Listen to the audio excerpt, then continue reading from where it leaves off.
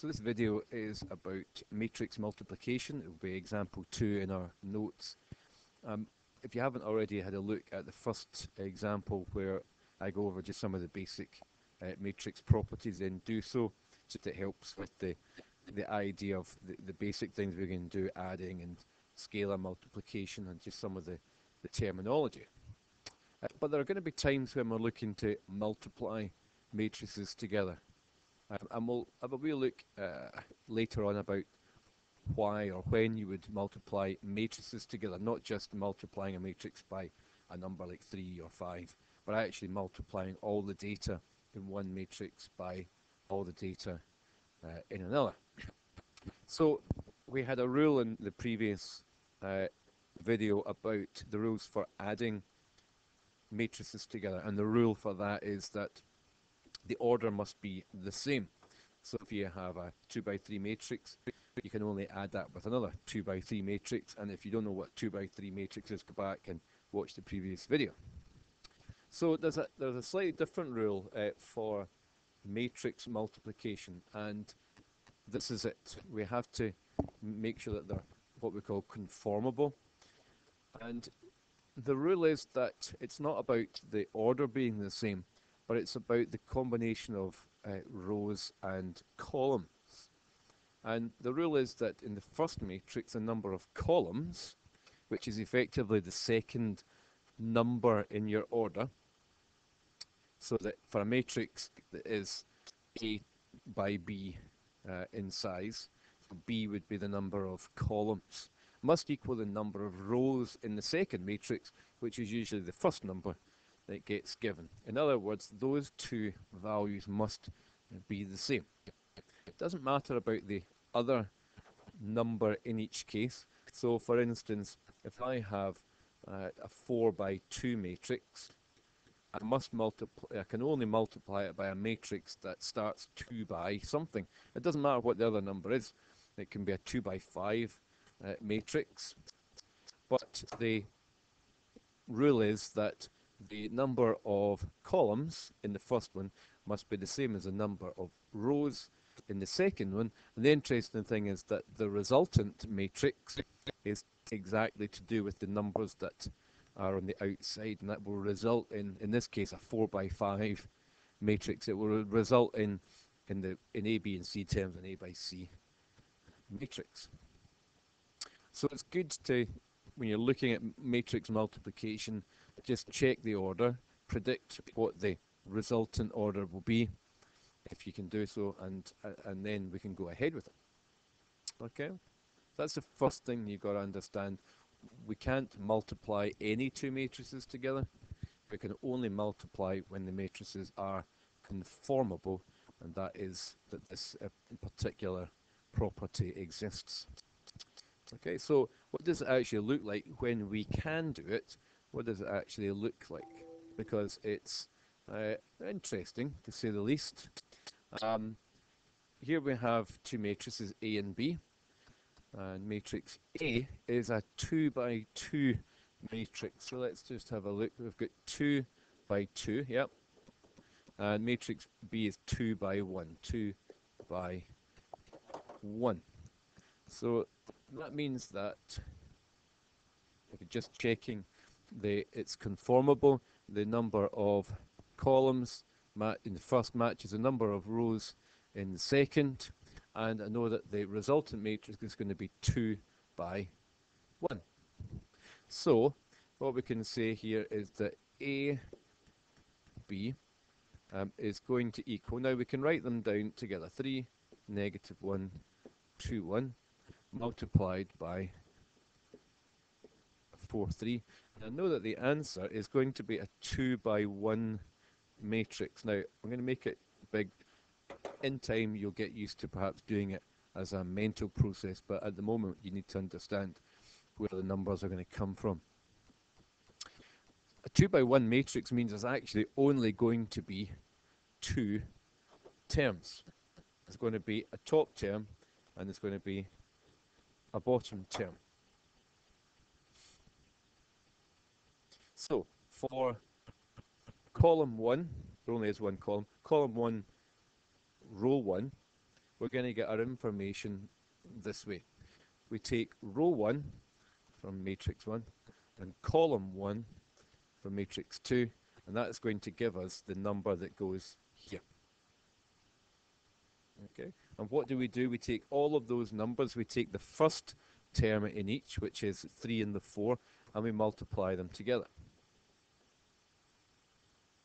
And we add to that the product of the next set of numbers, which is -1 and 3.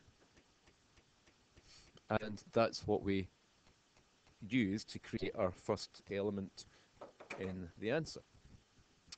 Kind of went out the box a little bit here. Let's make it a bit bigger. And for the second element, which is down here, we're going to use row 2 and column 1, because we only got to that, to get row 2, column 1. So it does match up in terms of the row number from the first matrix, the column number from the second one will give us its resultant position. So multiply the first terms and add to that the product of the second terms. And once we do that, we do those calculations. In the first element, it's 12 plus -3, which is 12 subtract 3 is 9. And in the second one, 2 4s are 8, plus 3 is 11.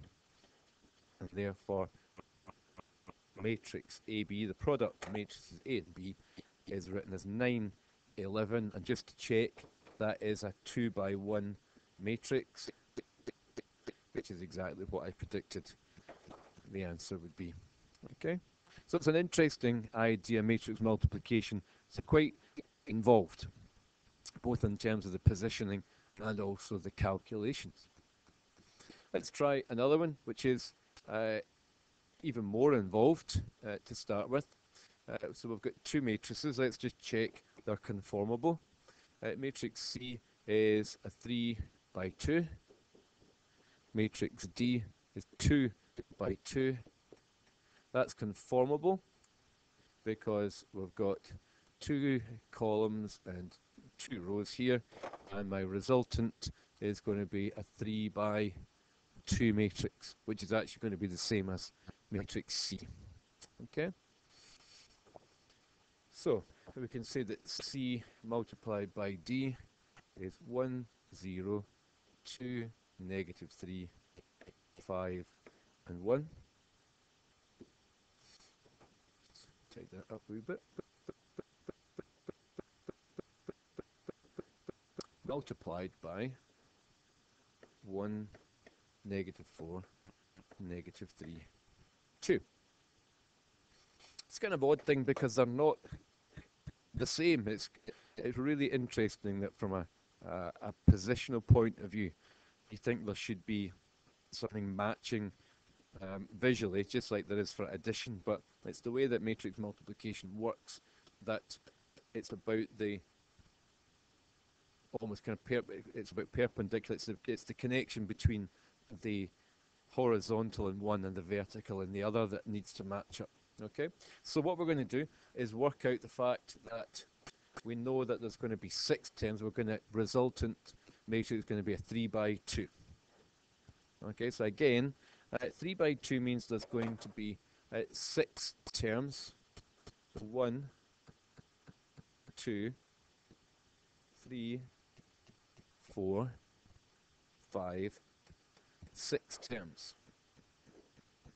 Okay, where are we going to get these from? Well, in the matrix, first matrix, row 1, and then column 1 in the second one is going to give row 1, column 1. That's this one here. So I've got 1 times 1 plus 0 times -3. And then I do the same for the row 1, column 2, row 1, column 2. I'll keep that in yellow.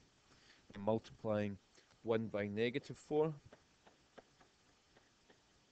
and 0 by 2.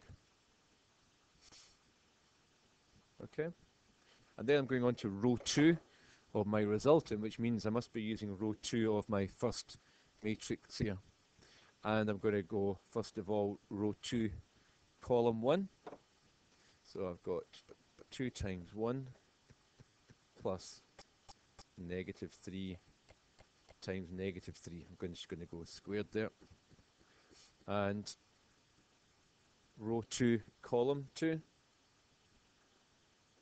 is 2 times negative 4 plus negative 3 times 2. Okay, you're getting the idea of where. Now, in time, you'll just do this really quickly, mostly in your head, but you can always write this down. There's never a need for you to do this mentally.